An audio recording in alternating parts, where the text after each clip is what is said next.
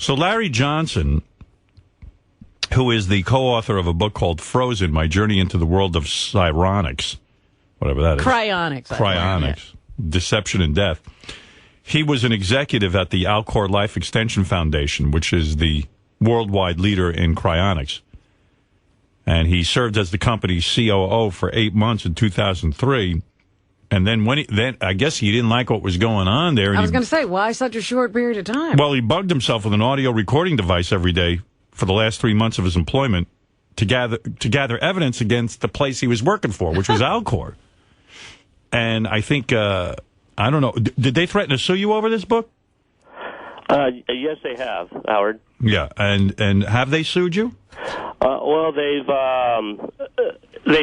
haven't sued me. They filed a paper in court in New York City. They got one of their New York City attorneys to file a paper to stop the book. The judge didn't see it their way. The judge basically didn't want to rewrite the First Amendment. Said that the book will come out, and Larry is free to talk about the contents within that book. So anyway, in the book, because you and I are always talking about Ted Williams because we're fascinated by the fact that, like, he froze his head. Some people freeze their entire body and head, right? That's correct, Howard. Right. Why did Ted Williams choose only to freeze his head? Well, I truly believe, according to the book, that he didn't choose to be frozen, period. You really don't believe he agreed to this at all? That's correct. According to everything that I've seen, I've read, and I've been told by certain members of the Ted Williams family, this is not what he wanted. Well, in the book, I got to tell you what Larry claims, because this is pretty wild stuff. Larry claims baseball great, and I meant to ask Reggie Jackson about this yesterday if he'd want his head frozen. Put the whole team in there. And wouldn't it be great to have Ted Williams come back and play for the Yankees if we could just stick that head on some fucking young body and get him going again? But anyway, in this book, Larry claims baseball great Ted Williams' body and head were mistreated at the facility. He claims an ALCOR technician took baseball-like swings at Ted's frozen head with a monkey wrench to free it from its perch atop a Bumblebee tuna can. Now, what? Yeah, wait. I'm going to read an excerpt from Larry's book on the tuna can thing. I think what Larry's claiming in his book, that a lot of these heads are being mistreated. Well, they're kept like this. You know, you need a stand to put them on, but they're using Bumblebee tuna cans. Well, that would be mistreatment right off the bat. Who's to say? If you will. The disembodied face set in that awful frozen scream looked nothing like any picture of Ted Williams I've ever seen.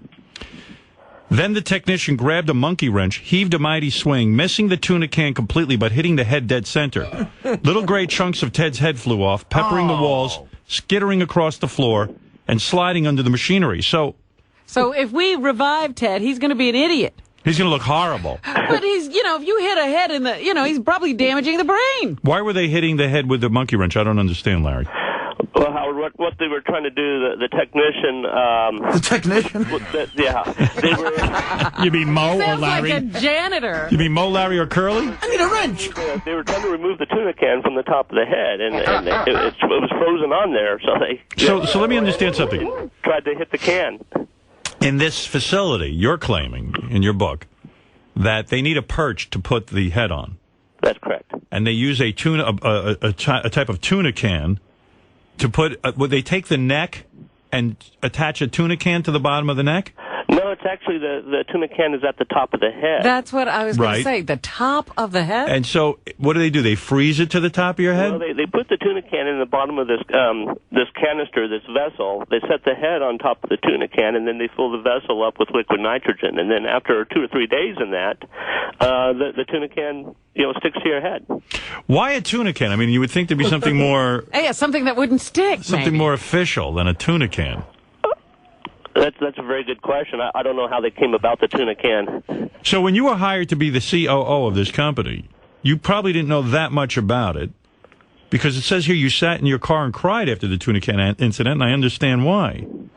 Yeah, it really took me back, and if you read through the book Frozen, I kind of reflect on a lot of stuff, my feelings and what was going on through my mind, and I was a paramedic for 25 years, and I've seen some pretty harsh stuff in my life, but it took that to break me down.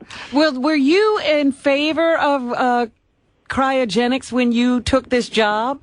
I really, honestly, did not know that much about it. In the book, I write about how I was very interested in biotech research, and that's kind of the impression that I was given when I started working for them, that I would be heavily involved in that. It didn't take me long to find out that wasn't true. It was kind of a bait and switch kind of ordeal on me. Where had you served as? I guess you had been a COO of other companies, right? When they recruited you for this job. I was actually a clinical director. I was over several paramedics. I see. So Larry claims that there is a significant crack in Williams' head, in Ted Williams' head. That's what I'm saying. He's going to be, like, retarded when they wake him up. Well, he's not going to look good. And that's even more. He's not going to look. He's going to look like a significant crack in your head. It doesn't look. He's going to go back and say, "I want to play for the Yankees." He's going to be like, "Listen, don't expect to be with Kate Hudson anytime soon." He's going to come back as the worst hitter ever. But the whole theory is like, what was the theory? Like they're gonna take his head and put it on a younger person's body. Yeah, they believe they can either do that, or they can grow another body from his DNA, or maybe a computer, some sort of a computer matrix attached to your head. You say in the book Williams' head was never supposed to be cut off, but the technician screwed up the order. So in other words, he was supposed to be frozen cryogenically whole.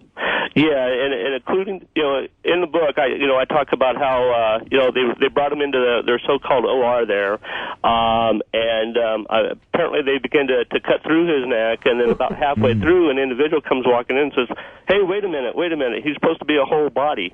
Those are stories that I got from the people that were actually there, and then some documentation I got from one of the individuals that was there as well. So they decided, since they had half the head off, take the rest of it off and get rid of the body.